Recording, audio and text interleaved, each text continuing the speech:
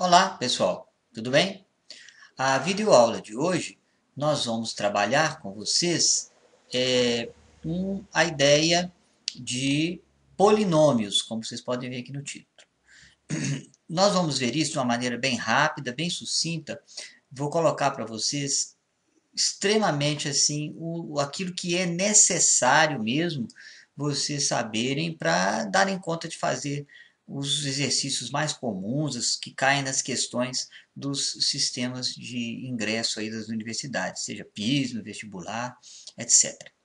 É um assunto que você vai ver que não é muito difícil, porque vocês já têm uma noção dele, uma vez que vocês já viram esse assunto no ensino fundamental. Então, nós vamos retomar e eu vou colocar para vocês aquilo que realmente interessa para vocês aí nas questões. Tá legal? Então, vamos lá. O que é um polinômio? Polinômio, na incógnita x, que nós representamos matematicamente assim, ó, P de x, polinômio na incógnita x, é uma expressão algébrica que normalmente tem o seguinte formato: a x elevado a n mais b x elevado a n menos 1 mais c x elevado a n menos 2 e assim sucessivamente até um último que eu vou chamar de k. Uma expressão algébrica desta natureza que aqui está, quer dizer, desse aspecto, que é conhecido como polinômio na incógnita x. Veja que essa expressão algébrica ela é constituída por diversas parcelas.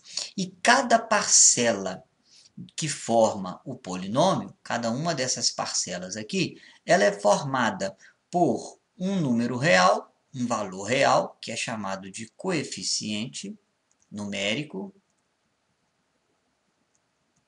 um coeficiente numérico, e formado por uma parte que tem a incógnita, que é chamado de parte literal. É a parte que possui a incógnita do polinômio. Então, cada parcela que forma o polinômio possui duas partes. Uma parte real, que é um coeficiente, e uma parte literal, que contém a incógnita do polinômio, expressa através de uma potência. No caso aqui, uma potência com expoente n, certo? A parcela toda recebe o nome de termo do polinômio. Então, este que nós estamos analisando aqui é o termo em x elevado a n, vou colocar entre parênteses, em x elevado a n, no caso, né, deste polinômio. Esse aqui seria o termo em x elevado a n menos 1. Este aqui o termo em x elevado a n menos 2. E assim por diante. Então, cada parcela é um termo. E cada parcela, portanto, tem a sua parte literal, que é a incógnita, em forma de um expoente, com expoente, no primeiro caso aqui, com expoente n, depois n-1, n-2, ou seja, os expoentes da incógnita vão decrescendo, né, à medida que eu vou construindo o polinômio. Então, o primeiro termo tem expoente n, o segundo termo tem expoente 1 abaixo, n-1, o terceiro termo tem 2 abaixo, que é n-2, e assim por diante. Então, os expoentes vão decrescendo, até chegar ao x elevado a zero, que não há necessidade de escrever, porque x elevado a zero dá 1, e 1 vezes o coeficiente k vai dar o próprio k. Em particular, este coeficiente k aqui, ele é chamado de termo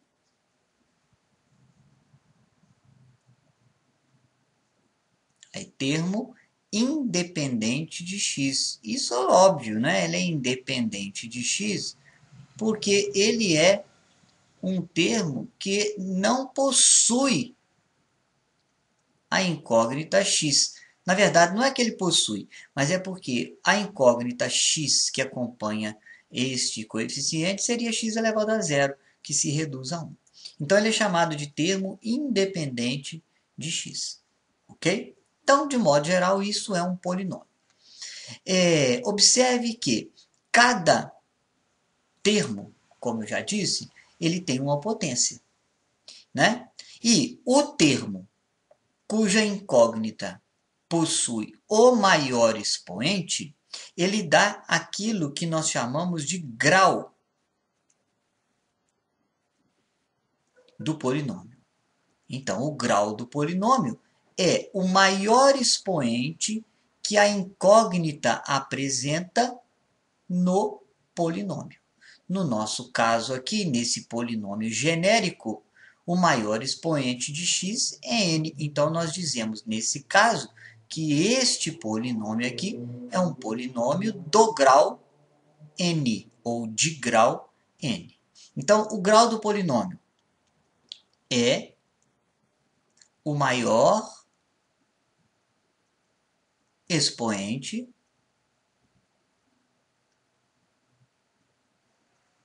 da incógnita.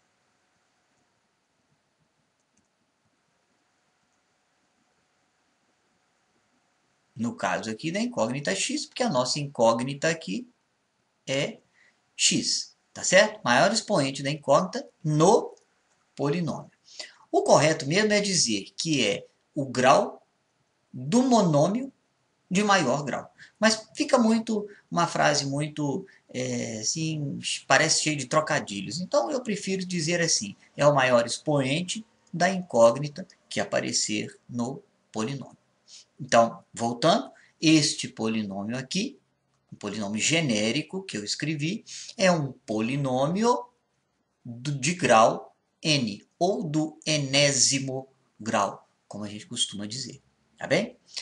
Ressalvando então aqui agora que A, B, C, etc., até o K, que são os coeficientes do polinômio, né? Esses coeficientes, eles são números reais, né?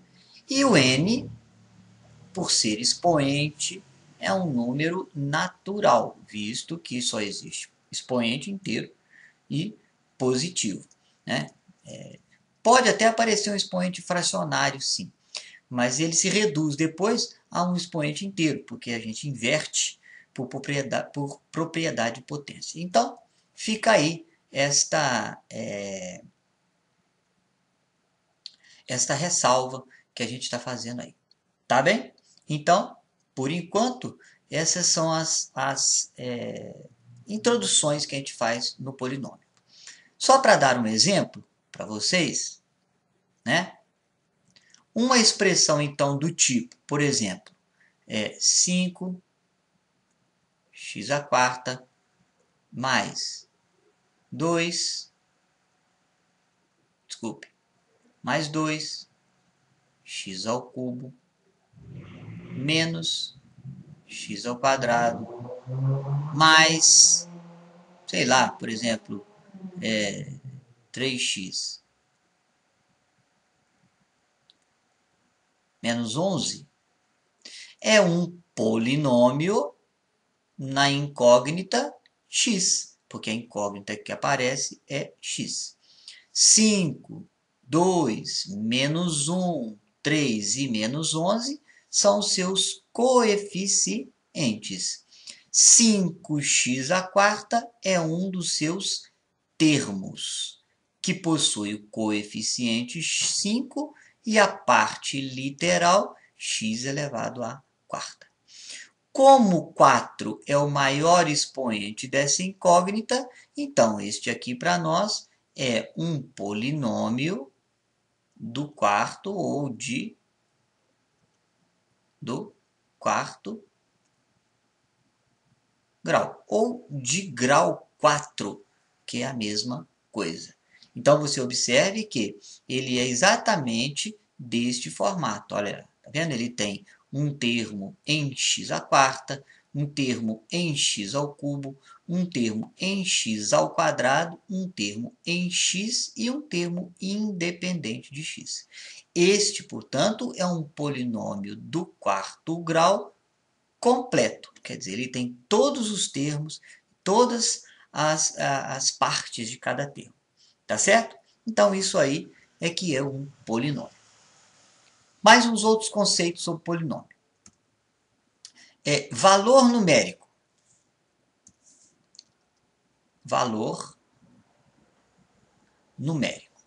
Olha, o que é valor numérico de um polinômio? Veja que o próprio nome ele indica. Um polinômio ele é uma expressão algébrica que depende da incógnita. Cada termo tem um monômio com um coeficiente multiplicando a incógnita em forma de potência. Correto? Então, nesse exemplo que eu dei anteriormente, nesse exemplo aqui, 5x à quarta mais 2x ao cubo, né? Menos x ao quadrado. Neste exemplo aqui, que eu vou passar só um pedaço dele para cá, nesse polinômio p de x daquele exemplo anterior, só vou pôr uma parte dele aqui. 5x à quarta mais 2x ao cubo, né? Mais 2x ao cubo. E etc., que eu coloquei aqui aquela hora, né?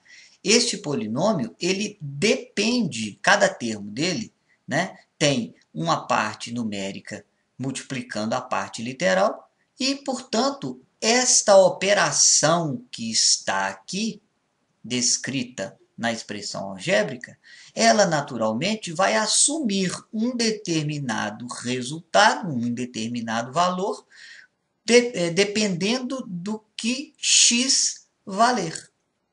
Então, se eu faço, por exemplo, x igual a 1, ou x igual a menos 2, ou x igual a 10, e substituo aqui nesse polinômio, esta operação vai me dar um resultado, e esse resultado é chamado de valor numérico deste polinômio. Então, seria o caso, por exemplo, de eu calcular o valor numérico deste polinômio p para x valendo, vamos dizer, 1. Calcular p de 1 é calcular o valor numérico deste polinômio quando a sua incógnita x assumir o valor 1. Então, para eu fazer esse cálculo, o p de 1, basta eu vir aqui no polinômio e substituir o x por 1. Portanto, nós vamos ter 5 vezes 1 elevado à quarta, mais 2 vezes 1 elevado ao cubo. Nesse polinômio pequenininho, que vai nos resultar 5 mais 2, 7. Este aqui, portanto, é o valor numérico deste polinômio p de x quando a gente substitui a incógnita x por 1.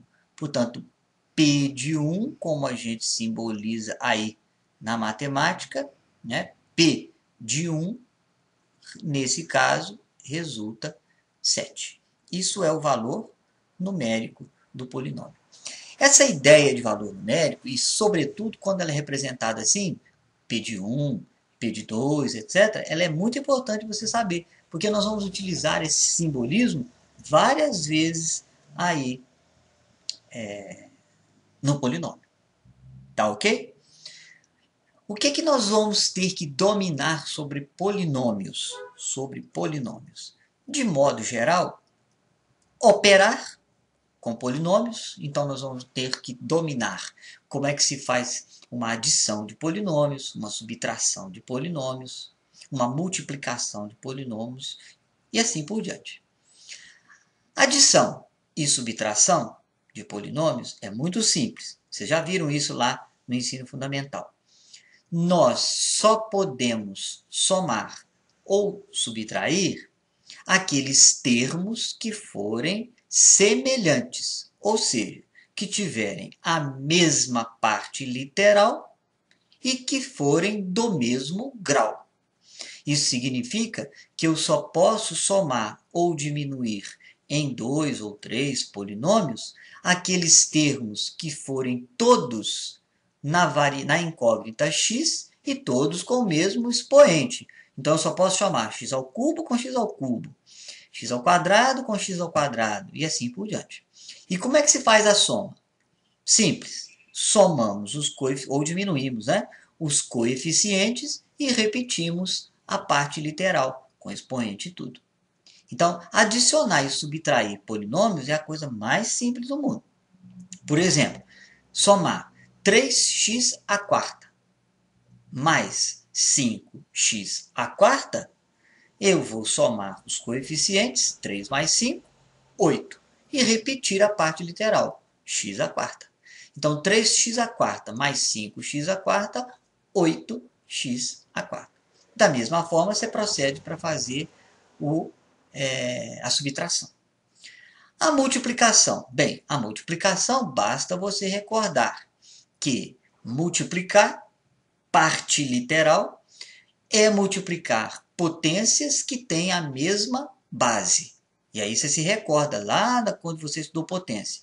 Quando a gente multiplica duas potências que têm a mesma base, nós conservamos a base e somamos os expoentes. Então, por exemplo, fazer 3x à quarta vezes 5x ao cubo é fazer 3 vezes 5, 15. Depois, x à quarta vezes x ao cubo, multiplicação de duas potências com a mesma base. Então, repito a base, x. E somo os expoentes. 4 mais 3, 7. Então, 3x à quarta vezes 5x ao cubo, 15x elevado a 7. Entenderam? Divisão. Seguimos o mesmo raciocínio. Dividimos os coeficientes e depois as partes literais. É divisão de potência de mesma base. Então, a gente repete a base e subtrai os expoentes. Fazendo isso termo a termo, a gente consegue somar ou diminuir, ou multiplicar ou dividir polinômios. Ok? Essas operações genéricas assim vão ser muito pouco pedidas. Elas vão aparecer mais no desenvolvimento das operações. Mas calcular adição, subtração, multiplicação assim diretamente, faça a multiplicação desse polinômio por esse ou daquele por esse. Isso aí é muito pouco pedido nas questões das provas aí de PISM, vestibular, etc. O que vai cair mais são outros contextos de polinômio, mas que no desenvolver do exercício você vai ter que fazer aí soma, subtração, multiplicação de polinômios.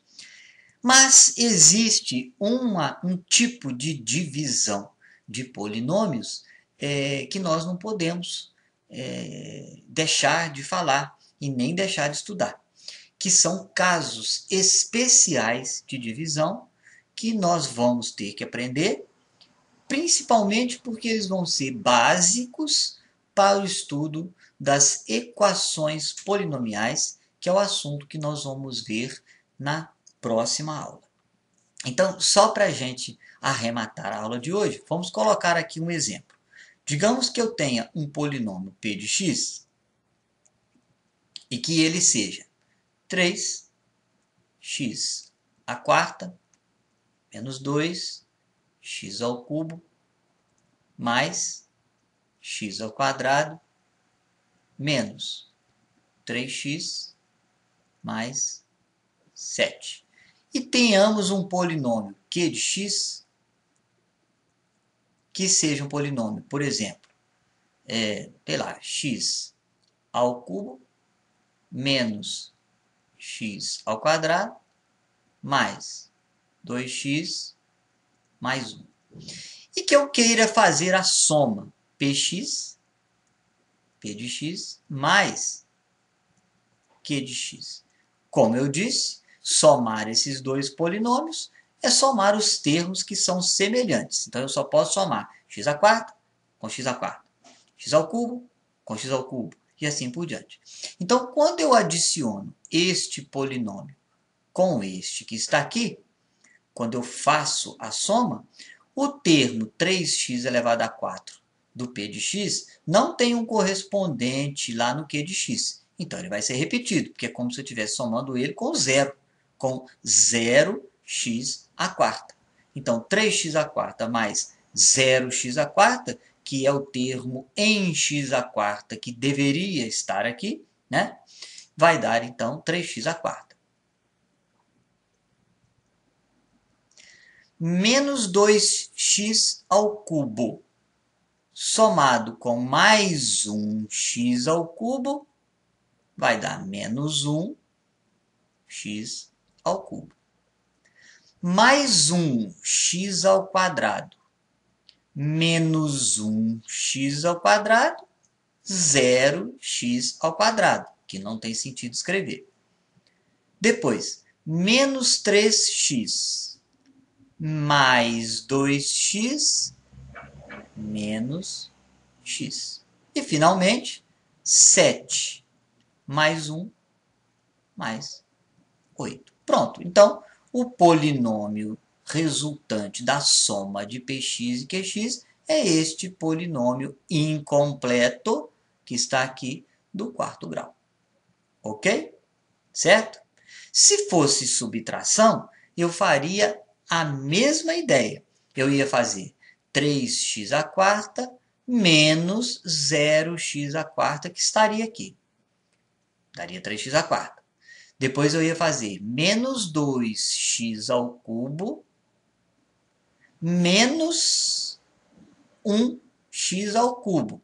Então, daria menos 3x ao cubo. E assim sucessivamente, até chegar no termo independente. Entendeu? Se fôssemos fazer a multiplicação desses polinômios, se eu fosse fazer, por exemplo, px, p de x, vezes o polinômio q de x, aí bastaria colocar um adiante do outro e fazer a propriedade distributiva da multiplicação em relação à soma. Eu ia fazer isso, ó, ia escrever entre parênteses o polinômio px, 3x à quarta, menos 2x ao cubo, mais, ou menos, né? Mais x ao quadrado, menos 3x mais 7, e multiplicar pelo outro. Colocava aqui dentro, x ao cubo, menos x ao quadrado, aí, mais 2x mais 1. E agora aplicaria a propriedade distributiva. Então, eu viria aqui, ó, 3x à quarta vezes 1x ao cubo, multiplicação de potência de mesma base. Então, eu ia fazer 3 vezes 1, 3. Depois, x à quarta vezes x ao cubo, x é 7. Depois eu vou agora, o 3, que é a propriedade da distributiva. Agora, o 3x à quarta, lá na frente, com menos x ao quadrado. Então, seria 3 vezes menos 1, menos 3. E depois, x à quarta vezes x ao quadrado, repete-se a base, desculpe, repete a base e soma os expoentes. 4 mais 2, 6. Depois eu iria com 3x à quarta lá no próximo. 3 vezes 2 mais 6. X elevado a 4 vezes x elevado a 1, x elevado à quinta. Aí. E assim sucessivamente, com cada um desses termos, até que eu terminasse de fazer essa distribuição em todos. No caminho, se aparecerem termos semelhantes, ou seja, aqueles termos que têm x elevado à quinta e x elevado à quinta, x elevado à quarta, x elevado à quarta, somo esses termos, ou diminuo, né, esses termos semelhantes para reduzi-los a um termo só. E aí vai resultar um polinômio aqui, que é o resultante da multiplicação desses dois polinômios. Procederia mais ou menos do mesmo jeito para fazer a divisão. Porém, nós vamos dedicar uma aula específica apenas para estudar a divisão dos polinômios, que é o assunto mais importante, talvez, do estudo de polinômios. Tá ok? Então, espero que até aqui fique entendido e até a próxima, se Deus quiser. Tchau, tchau para vocês.